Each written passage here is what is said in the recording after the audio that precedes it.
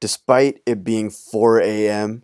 and having to be woken up with many phone calls, after watching this episode, I have never been more awake in my life. This was amazing.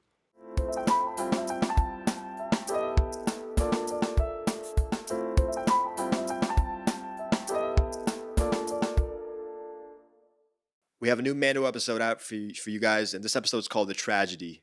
We thought it was going to be filler because we heard the runtime was 34 minutes, but boy, were we freaking wrong. It was the best episode of The Mandalorian I've ever seen. I'm sure you would agree. This was amazing. I have never seen a better Mando episode. Boy, were we wrong. Not a second of filler.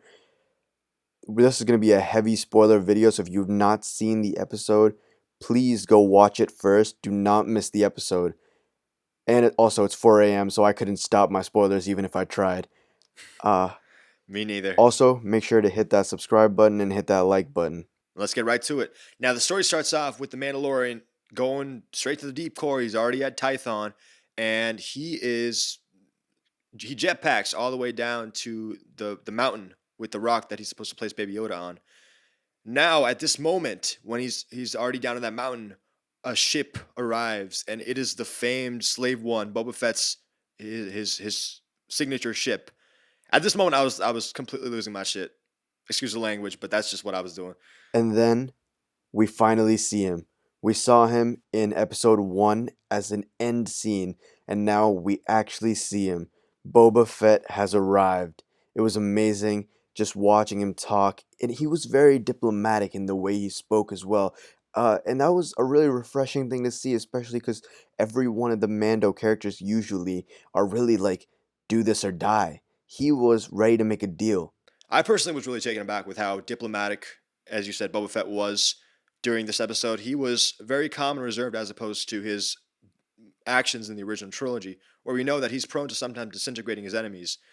And at this point, he reveals that he's recruited Fennec Shan, who we saw presumably die in episode 5, but now we know that she's alive. She was the famed sniper who makes a return this episode, and I thought she was amazing. Alright, so right after that, we see Moff Gideon send a whole fleet, 2 ships, I believe, of stormtroopers to go get the child. And Boba Fett goes crazy on them.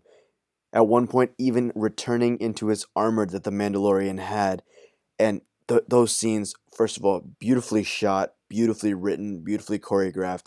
Everything in this episode just had me focused on amazing. Truly It was a amazing. work of art. I know I'm saying that word way too much, but that's the only word I can use to describe it. You know, everything in this episode was just stellar. And I just want to give a little brief shout out to the directors and the writers and the creators for making the show possible, because it's just a wonderful moment for Star Wars fans worldwide to see all of our fantasies come true in live action. Now, if you're a new Star Wars nerd like I am, or a veteran Star Wars nerd like you are, we would know that there were a lot of Legends references in this episode.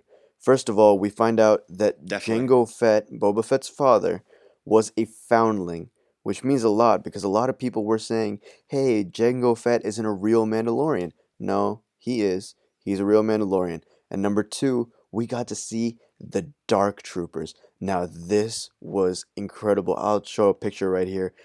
These troopers, just the way they were designed, it was so interesting. It was so well, like, detailed and all. And they were the ones to actually commit the tragedy. The tragedy being the kidnapping of Baby Yoda. We're still calling him Baby Yoda, not Grogu. But the kidnapping of Baby Yoda. And that scene was also, they really tugged at our heartstrings with that one. Yeah, I have a feeling a lot of people are going to be wanting to punch the dark troopers in the face after this episode. But I really think it's interesting because the dark troopers started out as pixelated sprites in a video game called Dark Forces back in the 90s, and they have made their way to live action as droids that imitate the Mandalorians in the way that they fly and transport themselves. And during this battle, we see the Razor Crest get basically, completely destroyed. Like obliterated, blown to smithereens.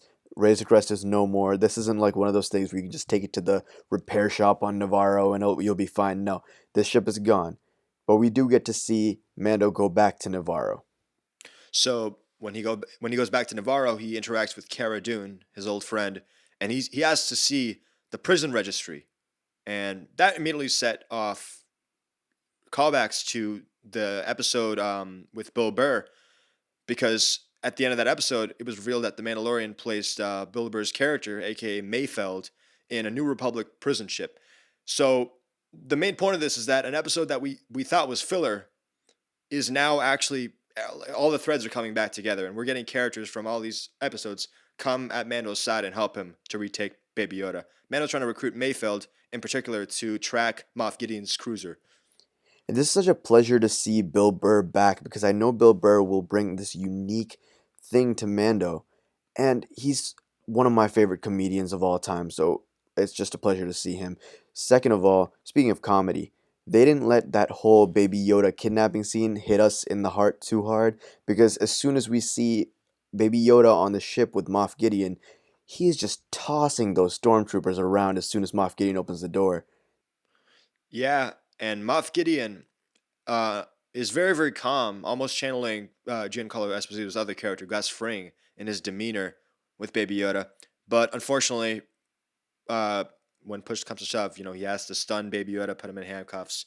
And at that point, he reveals that Dr. Pershing will be using Baby Yoda as a donor to the as yet unnamed volunteer. And don't forget, he also shows Baby Yoda the dark saber, which was a crazy, crazy part of this episode. He shows him it, and Baby Yoda like almost reaches out to it, which Yeah. surprised me because I wasn't really expecting him to do that.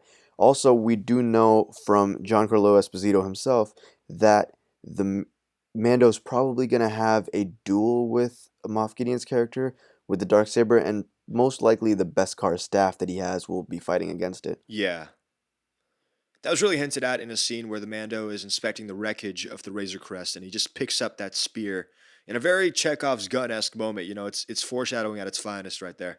If anything, this episode only shows that Mando is going up and up in episode quality, especially with the short, like tiny amount of time that this episode took up. Like we said, we thought it was going to be filler, and this just completely shocked us. The crazy thing is that I am more excited for the next episode than this. I feel like every time they just make my new favorite episode the newest episode. Um, I can't wait till they save him. And Same here. also, there have been a couple of Thrawn theories going around that I do want to acknowledge. Yeah, so some people have been saying that Thrawn might actually be this mysterious volunteer that is going to be made force sensitive, presumably. And I'm not really sure how confident I am in that, but who knows? Maybe Thrawn is trying to make himself into a quasi Jedi, quasi Sith, or something like that. And one more little prediction that I want to put out there is that Baby Yoda actually did get the message across to some Jedi that we will see pop up at some time during the series. I want to put that out. If I'm right, I will be very happy, and I want to see Ezra or Luke Skywalker. Those are two I want to see. That would be insane. And you know, I think the next episode and the episode after that, which is the finale for this season, will be a very Endgame-esque reunion of all these characters that have helped the Mandalorian or even harmed the Mandalorian in the past.